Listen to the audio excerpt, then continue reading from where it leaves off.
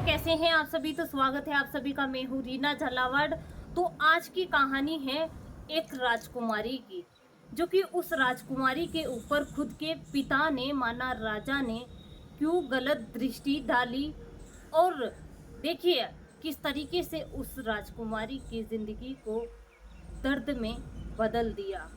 क्यों ऐसा क्या हुआ था और किसने करवाया ये, तो आपको यही कहानी में एंड तक बहुत ही अच्छे से आपको सुनाऊंगी। और आप भी इसे अगर ध्यान से सुनेंगे तो आपकी आंखों में से आंसू रोक नहीं पाएंगे। तो देखिए दोस्तों, एक राजा था जिसका राजमहल बहुत ही खुशियों से भरा हुआ था। जहाँ पे एक दिन क्या होता है कि एक अघोरी बाबा भिक्षा मांगने के लिए उसके दरवाजे पे आता है और वहाँ पे आके कई प्रकार की बातें बतलाने लगता है। तो राजन ने अचानक से पूछा भिक्षा देते हुए कि हे बाबा, ऐसी कोई बात बताओ जिससे हमारा राजमहल हमेशा ऐसे ही खुशियों से भरा रहे। तो ये बात राजन ने पूछते ही अघोरी बाबा को हुआ हीरा जवाहरात की लालसा, क्योंकि पहले पेट के लिए भिक्षा मांगना ही ब्राह्मणों का काम होता था। इन अघोरी बाबा का माना झोली छाप बाबा, जो कुछ भी मनगढ़ंत कहानी सुना के अपने पेट पालन करते थे। तो देखिए दोस्तों, राजा को उस अघोरी बाबा ने रानी की तरफ दृष्टि डालते हुए कहा कि है राजन, अगर आपके राजमहल में पुत्र की प्राप्ति होती है हमेशा, तो आपका राजमहल हमेशा ऐसे ही खुशियों से भरा रहेगा।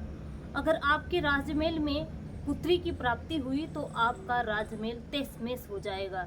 ये बात सुनते ही राजा को बड़ा ही झटका लगा और राजा मन ही मन विचार में पड़ गया। और रानी उस टाइम पे गर्भवती थी। ये बात राजा, रानी और वो अघोरी बाबा जानते थे। कुछ ही महीनों के बाद रानी को डिलीवरी हुई। तो रानी ने क्या किया, उस अघोरी बाबा की बात सुनते ही जो शिवलिंग है, जो शिव बाबा हैं, जिनकी बहुत ही पूजा पाठ की, मन्नतें की और कहा कि हे भगवंत, मेरे को पुत्र चाहिए, पुत्री नहीं। क्योंकि राजा ने पहले से ही रानी को कह दिया था कि अगर तुमने पुत्री को जन्म दिया तो मैं उसे मार डालूंगा। मेरे राज में पुत्री जन्म नहीं लेनी चाहिए। हे रानी, मेरे को पुत्र चाहिए। ये बात सुनते ही रानी बड़ी चिंतित होके शिवलिंग की पूजा पाठ करने लग गई, जल चढ़ाने लग गई। शिव बाबा ने उनकी प्रार्थना को सुनते हुए पुत्र दिया। रानी के घर पे पुत्र की प्राप्ति हुई। अब देखिए दोस्तों, आगे क्या होता है। राजा की जो मन में इच्छाएं थी वो पूर्ण हो गई। राजमहल में खुशियाँ ही खुशियाँ छा गई। कुछ ही सालों के बाद रानी फिर से गर्भवती हुई और रानी को राजा ने वही बात, राजा भूला नहीं। राजा ने रानी को कहा कि है रानी, आपको मालूम है कि बाबा क्या कह के गए थे, तो आपको पुत्र को जन्म देना है, पुत्री को जन्म नहीं देना है। ये बात सुन के रानी बड़ी ही चिंतित हो गई और कुछ ही महीनों के बाद फिर रानी ने वही पूजा पाठ किया, परंतु कहते हैं ना, किस्मत में जो होता है वही होता है। तो रानी को पुत्री हुई, माना राजकुमारी का जन्म हुआ। और राजा उस समय कुछ काम के वर्ष बाहर थे। अब देखिए, रानी उस राजकुमारी को देख के इतनी हर्षाई, बहुत ही खुश हुई। कुछ पलों के लिए रानी को ऐसा लगा कि बहुत ही सुंदर पुत्री को मैंने जन्म दिया, जो कि इतना साक्षात देवी का अवतार लगती थी। वो कहते हैं ना कि हिरणों के जैसी, तो उसकी आंखें, उंगलियां देखो तो बहुत ही सुंदर, इतनी आकर्षित करने जैसी, साक्षात देवी का रूप उसमें दिखाई दे रहा था। तो रानी बड़ी ही खुश हुई। थोड़ी देर में रानी चिंतित में हो गई, तो जिनके दासी थी उसने पूछा कि हे रानी, हे महारानी जी, आपको ऐसा क्या हुआ जो आप इतनी चिंतित हो गई। तो रानी ने उसको वो बात बताई कि ऐसी ऐसी बात है, मैं इस राजकुमारी को नहीं रख सकती। अगर मैं रख लूँगी तो राजा इसे आके मार डालेगा, मरवा देगा। तो तुम दासी मुंह मांगी कीमत लेके जाओ, तुम्हें जो चाहिए वो मैं दूंगी, परंतु इस राजकुमारी को यहाँ से लेके जाओ और कहीं दूर जाके इसे दफना देना। देखिए, माँ का कलेजा है थरथरा रहा अंदर से, परंतु राजा की बात को टाल नहीं सकती, क्योंकि पहले ऐसे नियम होते थे कि जो राजा कहता था वही रानी को करना होता था, क्योंकि राजा की बात टालना हर किसी के बस की बात नहीं होती थी। तो चलिए दोस्तों, उस जो दासी है वहाँ से उस राजकुमारी को लेके चली जाती है, जहाँ शमशान घाट आता है, और वहाँ पे बेटी बेटी विचार करती है। और जैसे उस राजकुमारी को देखा तो उसकी इच्छाएं नहीं की कि इसे मैं दफना दूं, क्योंकि राजकुमारी बड़ी ही सुंदर सुशील थी। अब देखिए दोस्तों, वो दासी उसके घर पे उस राजकुमारी को वापस लेके आ जाती है, और वापस लेके आती है तो उसके ही घर पे रखती है, पालन पोषण करती है और बड़ा उसे कर देती है। अब कुछ ही महीनों, कुछ ही सालों के बाद राजकुमारी बड़ी हुई, तो राजकुमारी इतनी सुंदर हुई, इतनी सुंदर कि देखने वाला हर्षाने लग जाए। पहले की जो राजकुमारियां होती थी, राजाओं के जो पुत्र होते थे, बड़े ही सुंदर, बड़े ही आकर्षित करने वाले जैसे होते थे। क्या तो वो राजकुमारी उसके बराबर कहीं उसके राज्य में कोई भी राजकुमारी माना कोई भी गरीबों की लड़की नहीं। अब एक दिन क्या हुआ कि राजकुमारी पनघट पे पानी भर रही थी, और राजा का निकलना हुआ उसके पिताजी का, राजकुमारी का। तो उस पिताजी की नज़र उस राजकुमारी पे पड़ जाती है। अब जैसे राजकुमारी पे नज़र जाती है तो राजा होश भूल जाता है। राजा जैसे उस पुत्री को देखते ही उस पे आकर्षित हो जाता है, और इतना भावुक हो जाता है कि उसे शादी करने का फैसला कर लेता है। राजा के मन ही मन सोचता है कि आज दिन तक इतनी सुंदर, इतनी सुशील मैंने मेरे राज्य में किसी औरत को नहीं देखा। ऐसे करते ही वो राजा उस दासी को बुलाता है और कहता है कि मैं तुम्हारी जो पुत्री है उससे शादी करना चाहता हूँ, और मैं उसे मेरी रानी बनाना चाहता हूँ। ये बात सुनते ही दासी को बड़ा ही झटका लगता है, और दासी कहती है कि है राजन, मैं आपसे मेरी पुत्री का विवाह नहीं कर सकती। ये बात सुनते ही राजन बड़ा क्रोधित होता है, और वो जो दासी है उसके बहुत से कोड़े लगवाता है। उस बात से दासी को बड़ा ही डर सा महसूस हुआ, सजाएं देने को मंजूर हो गया। तो उस दासी ने फिर राजा को सच्चाई बताई। दासी ने कहा कि हे राजन, आप चाहे मेरा गला काट दो, परंतु मैं इसकी शादी आपसे क्यों नहीं कर रही हूँ, इसके पीछे कोई कारण है। तो दासी ने कहा कि जिससे आप शादी करने का मंथन कर रहे हैं वो आपकी पुत्री है। जहाँ आपको अघोरी बाबा ने कहा था कि तुम्हारे राज्य में पुत्री ने जन्म लिया तो तहस-नहस हो जाएगा, तो आपकी रानी ने ये मुझे मारने के लिए कहा था, परंतु मैं इसे मार नहीं पाई, क्योंकि ये बहुत ही सुंदर और देवी का अवतार लगती है।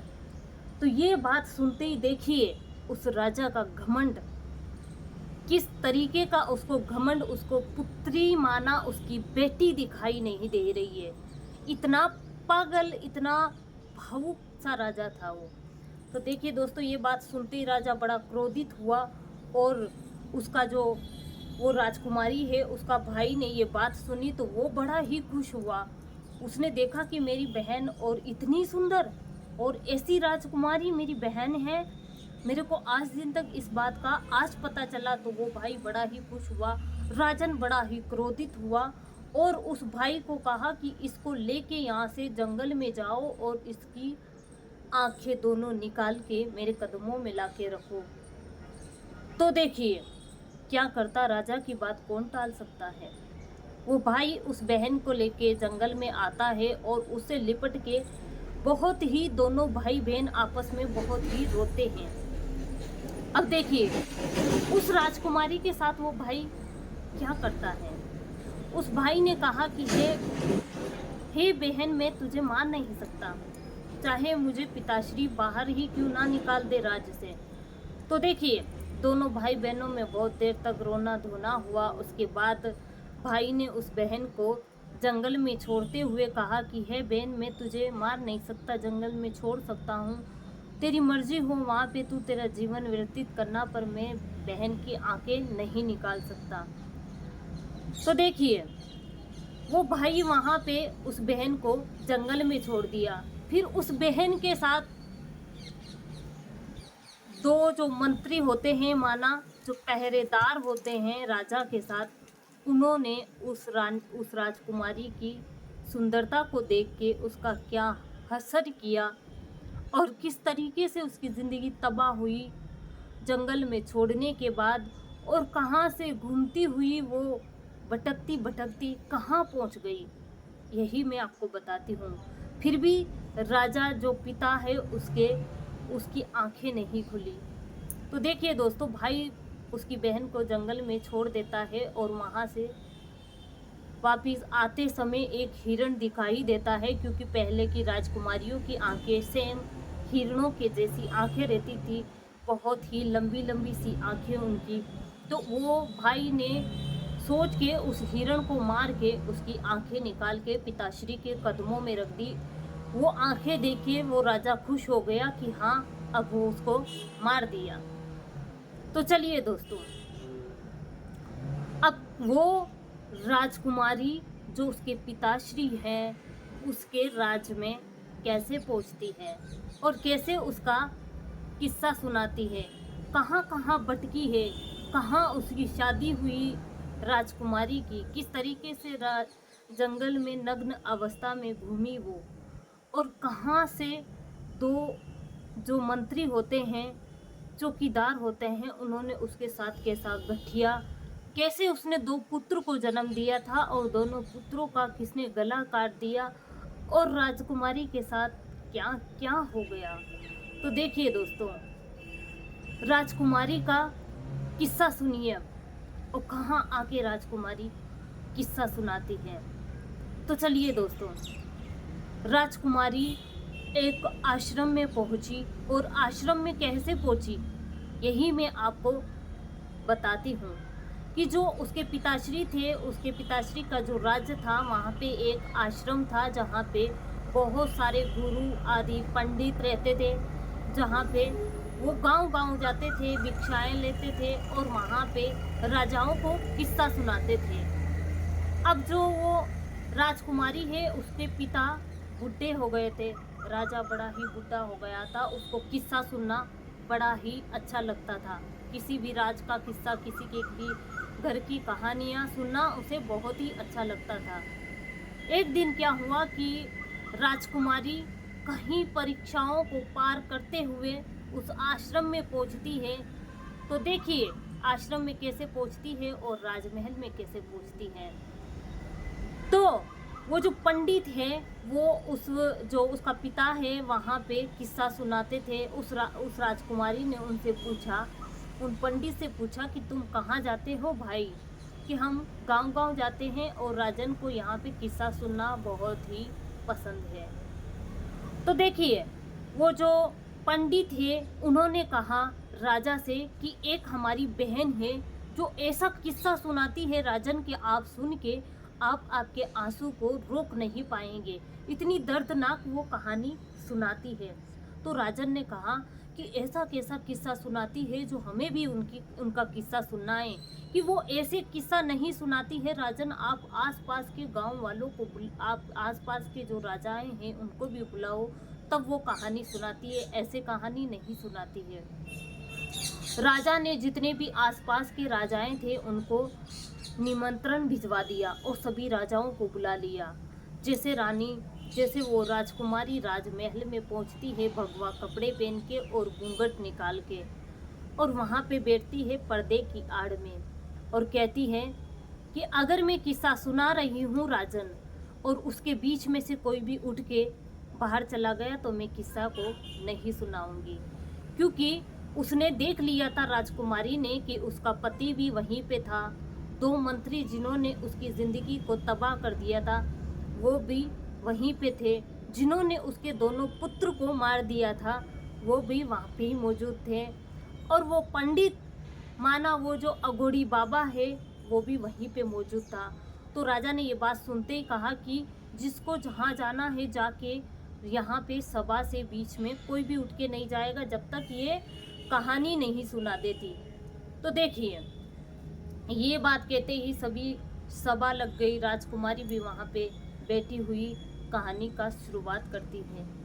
जो उसके पिता ने उसके साथ किया, तो उसने कहानी का शुरुआत किया कि एक राजा था जिसके यहाँ पे अगोड़ी बाबा आता है, और जो भी उसने वो राजन को कहा, और राजा ने उसकी बात को मानते हुए उसने प्रण लिया कि मेरे राज्य में पुत्री की प्राप्ति हुई तो मैं उसे मार दूंगा। उसकी माँ बड़ी विवश थी इस बात के ऊपर। पहले उसने पुत्र को जन्म दिया, फिर उसको पुत्री की प्राप्ति हुई। उस माँ ने मजबूरियों के कारण राजा की बात ना टालते हुए उसकी पुत्री को मरवाने का दासी को ऑर्डर दे दिया। दासी उसकी पुत्री को मार नहीं पाई, उसके घर पे लेके चली गई। तो देखिए उस राजकुमारी के ऊपर उसका खुद का पिता कैसी नज़र डालता है। तो ये बात सुनते ही उसके पिता को उसकी बेटी की याद आ गई, और याद आते ही उसने कहा कि ये किस्सा तो मेरे ऊपर जा रहा है। ऐसे कहते ही उसके गले से 9 लख का हार था, उस जो वो राजकुमारी किस्सा सुना रही थी उसकी तरफ फेंक दिया कि तुम आगे सुनाओ, आगे क्या हुआ। फिर आगे उस राजकुमारी ने कहा कि उसे राजमहल में लाए, तो उस दासी ने सच्चाई बताई। तो वो राजा बड़ा क्रोधित हुआ और उसके भाई को कहा कि तू इसे जंगल में छोड़ के आ और इसकी दोनों आंखें निकाल के मेरे कदमों में रख दे। ये बात सुनते ही भाई की आंखों में आंसू आने लग गए और भाई बहुत ही रोने लगा और कहा कि तुम आगे सुनाओ, ये किस्सा मेरे ऊपर जा रहा है। तो उसने कहा, फिर उसने कहानी की शुरुआत की कि भाई उसे जंगल में छोड़ते हुए कहता है अपनी बहन से कि है बहन, मैं तेरी आंखें नहीं निकाल सकता, चाहे मुझे पिताश्री राजमहल से बाहर क्यों ना निकाल दे। तो वो भाई हिरन की आंखें निकाल के उस राजा के कदमों में रख देता है और राजा खुश हो जाता है उन आंखों को देख के। अब राजकुमारी ने जंगल में कैसे दिन बिताए, चलो आगे सुनाते हैं राजकुमारी की कहानी। तो देखिए वो राजकुमारी जंगल में दर दर भटकती है। एक जोड़ी कपड़े में कपड़े उसके बदन पे कपड़े नहीं रहे। वो ऐसे घूमने लग गई जंगल में नग्न अवस्था में। झाड़ियों के कोई आता तो झाड़ियों के पीछे छुप जाती, ऐसे करके फल फ्रूट खा के उसका जीवन व्यतीत कर रही थी। एक दिन दूसरे राज्य में, जो दूसरे राज्य का जंगल है, राजकुमारी दर बदर भटकती भटकती राजकुमारी दूसरे राजा के जंगल में पहुंच जाती है और वहाँ पे वो राजा उसे देख लेता है। राजा को देखते ही वो राजकुमारी झाड़ियों के पीछे घुस जाती है, क्योंकि वो जो राजकुमारी है वो नग्न अवस्था में थी, राजा के सामने नहीं आ सकती थी। तो राजा ने कहा कि कौन हो तुम, सामने आओ। तो उस राजकुमारी ने कहा कि है राजन, मैं नहीं आ सकती, मैं नग्न अवस्था में हूँ, मैं आपके सामने नहीं आ सकती, मेरे बदन पे कपड़े नहीं हैं।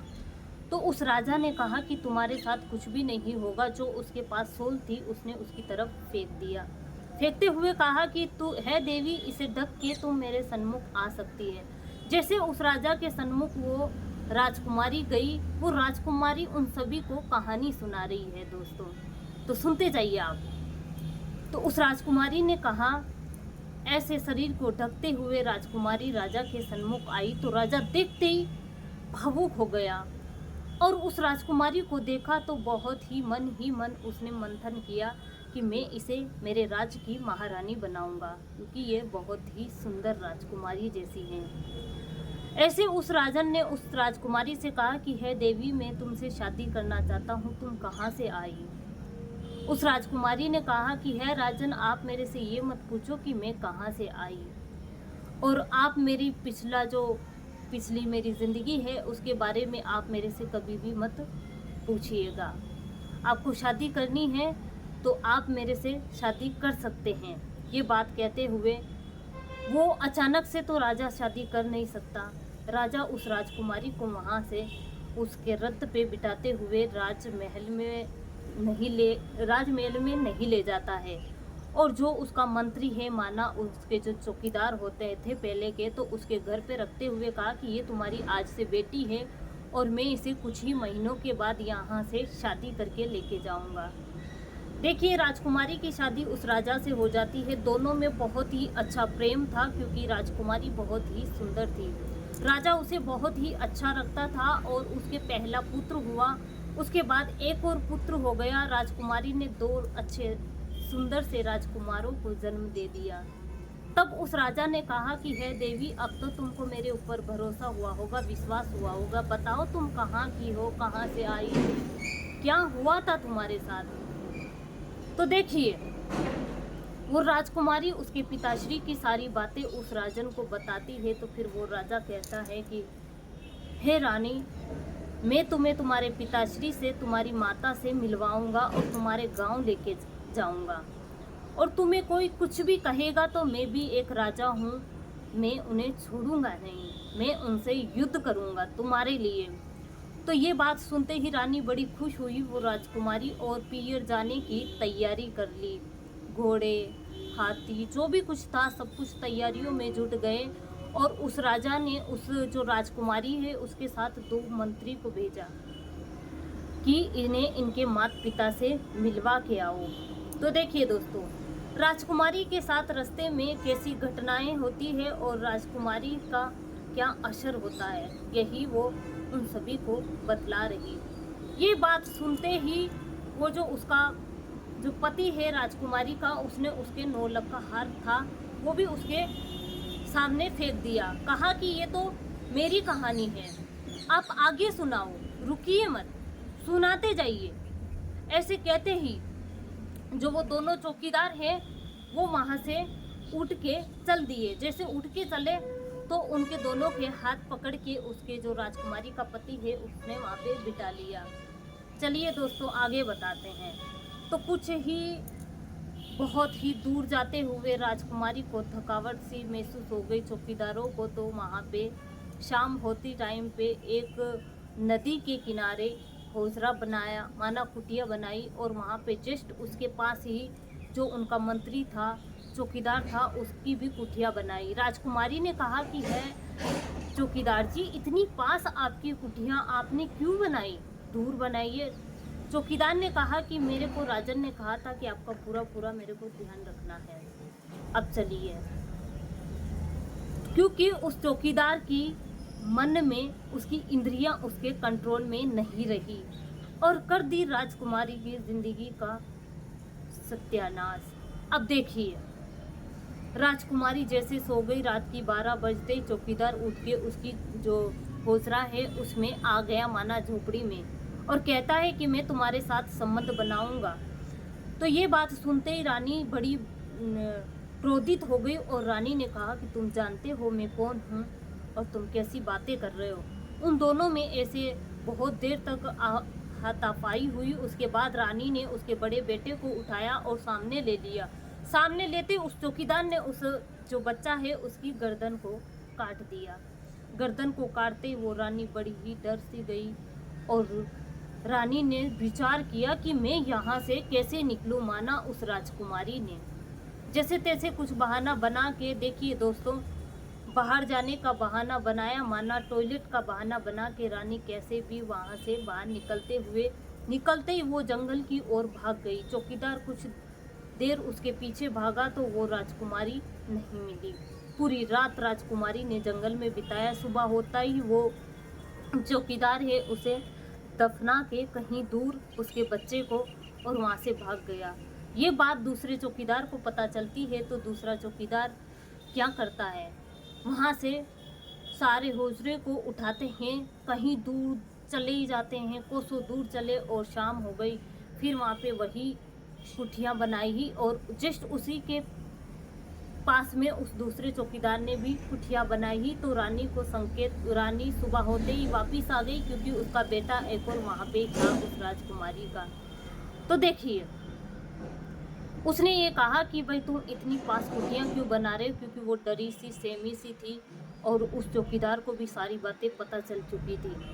तो उसने कहा कि मेरा काम है आपका ध्यान रखना, मैं आपसे दूर कुटिया नहीं बना सकता और आप डरिए मत, आपके साथ ऐसा कुछ नहीं होगा। तो रानी ने, उस राजकुमारी ने सोचा कि हाँ हो सकता है, सभी एक जैसे नहीं रहते हैं, परंतु वो थी इतनी सुंदर ताकि वो जो चौकीदार है दोनों की नीयत बहुत ही बिगड़ चुकी थी। अब देखिए, दूसरे चौकीदार ने भी रात की 12-1 बजने के बाद वही हरकत की, उसके होजरे में घुस गया और उसके साथ हाथापाई करने लग गया। उस रानी बहुत देर तक चिल्लाई बिलबिलाई, परंतु चलने की थकावट से कोई उठा नहीं। और बरसात का समय था, बहुत ही बादल गरज रहे थे, कोई एक दूसरे की आवाज़ नहीं सुन रहे थे। अब देखिए दोस्तों, ऐसा ही वो दूसरा चौकीदार भी करने लग गया, तो उसने एक और उसके बड़े छोटे बेटे को सामने लेके वो वहाँ से भागने का प्रयास किया, तो उसने उसके छोटे बेटे की भी गर्दन काट दी दूसरे चौकीदार ने। अब रानी वहाँ से जैसे तैसे हाथापाई करके वहाँ से भाग ली। जैसे भागी तो वो चौकीदार भी उसके पीछे पीछे भागा, और उस चौकीदार ने पीछा किया तो उस रानी ने, नदियाँ उफान में जा रही थी, नदियाँ बहुत ही पानी से, बहुत ही भरपूर नदियाँ जा रही थी, उस नदी में चुमकी लगा ली। जैसे उस चौकीदार ने देखा कि अब तो ये राजकुमारी मर जाएगी, क्योंकि ये तो पानी में गिर गई। पानी में गिरते ही वो राजकुमारी बेसुध हो गई, और वो दोनों मंत्री भागे भागे। वो चौकीदार तो उस जो राजकुमारी का पति है उसे जाके कहा कि वो राजकुमारी तो तुम्हारे दोनों बच्चों को लेके कहीं जंगल में भाग गई, हमें कहीं नहीं मिली। अब वो राजकुमारी के पति ने सोचा कि पहले भी मैं उसे जंगल से लेके आया था और अब वापस वो जंगल में भाग गई, वास्तव में ये गलत हो सकती है। उसके दिमाग में उन दोनों चौकीदारों ने नेगेटिव सोच को कर दिया फिट। अब देखिए, वो राजकुमारी कहाँ पहुँचती है, यही किस्सा वो सभा में बैठी बैठी उन सभी को सुना रही है, और वो बड़े आराम से चिंतित होकर उस कहानी को सुन रहे हैं। अब देखिए, वो राजकुमारी कहती है कि वो राजकुमारी पानी में, नदियों में बहती बहती एक उसी के पिता के राज्य में पहुंच जाती है, और वहाँ पे एक आश्रम है जहाँ पे वो एक नदी के किनारे पे कुछ ब्राह्मणों को मिलती है। जो 2 ब्राह्मण उसको देखते हैं और कहते हैं कि इसे मैं रखूँगा, इसे मैं रखूँगा। ये ऐसे कहते ही उन दोनों ब्राह्मणों वहीं पे उपस्थित थे। उन्होंने कहा कि ये तो हमारी कहानी है, आप आगे सुनाइए, आगे क्या हुआ। राजकुमारी कहती है कि वहाँ पे कुछ ब्राह्मण और आ गए, ऐसे करके वहाँ पे 9 ब्राह्मण इकट्ठे हो गए। 9 ही कहते हैं कि इधर से मैं रखूँगा, उधर से मैं रखूँगा। इतने में एक ब्राह्मण बड़ा समझदार था, उसने कहा कि आपस में लड़ने झगड़ने से कोई फ़ायदा नहीं है, गुरुदेव के पास चलते हैं, गुरुदेव कहेंगे वही अपने को करना है। तो देखिए दोस्तों, उस राजकुमारी को वो ब्राह्मण आश्रम में लेके आते हैं, और गुरुदेव ने राजकुमारी की मुख की ओर देखते हुए कहा कि इसको आप सभी को बहन मानना है, क्योंकि गुरुदेव समझ चुके थे कि मैं वो किसी राज्य की राजकुमारी है, किसी राजा की रानी है। क्योंकि इतना ताप और इतनी सुंदरता देखते हुए वो जो गुरुदेव हैं वे सारी बातों को बहुत ही अच्छे से समझ गए थे। तो देखिए, यह कहानी सुनाते ही राजकुमारी ने पर्दे को एक तरफ कर दिया। पर्दा को एक तरफ करते हुए घूंघट को खोलते हुए कहा कि वो और कोई नहीं, मैं खुद हूँ, और मेरे साथ इन दोनों मंत्रियों ने ऐसा किया, और इस अघोड़ी बाबा ने मेरे पिताश्री को ये बात बताई, और वो जो उसके पिताश्री है वो भी वहाँ पे ही सुन रहे, अघोड़ी बाबा भी वहाँ पे, दोनों मंत्री भी वहाँ पे, और वो जो दासी थी वो भी वहीं पे। अब देखिए दोस्तों, ये बात सुनते ही पूरे राज में खलबली मच चुकी थी, और राजा, उसका जो राजकुमारी है उसका पति बड़ा ही क्रोधित हुआ। उन दोनों जो उनके मंत्री थे, माना उनके जो चौकीदार थे, उन पे बहुत ही क्रोधित हुए, और उन पे क्रोधित होते हुए उन्हें कई सारे कोड़े लगवाए, और उसके बाद उन्हें जिंदगी के लिए कारागार में डाल दिया। जो उस राजकुमारी के पिताश्री थे, उन्होंने उस जो अघोड़ी जो बाबा था उसके बहुत सारे कोड़े लगवाए, और उसे भी जिंदगी भर के लिए कारागार में डाल दिया, फिर भी उन्हें मारा नहीं। क्योंकि पहले इतनी सहनशीलता होती थी, आज होते हैं तो ऐसे ही सिर कलम कर देते हैं, मार देते हैं। तो देखिए, एक गलतफहमी और एक अघोड़ी बाबा की बात ने पूरे राज्य में उस राजकुमारी की ज़िंदगी में कितना दर्द भर दिया, कैसी कैसी परेशानियों से उसको गुजर के उसकी सच्चाई को सामने लाना पड़ा। अगर आपको हमारी कहानी अच्छी लगी हो तो हमारे चैनल को सब्सक्राइबर ज़रूर करें, लाइक कमेंट्स करें और बताइए कि हमारी कहानी कैसी लगी। अच्छी लगी हो तो आगे से आगे शेयर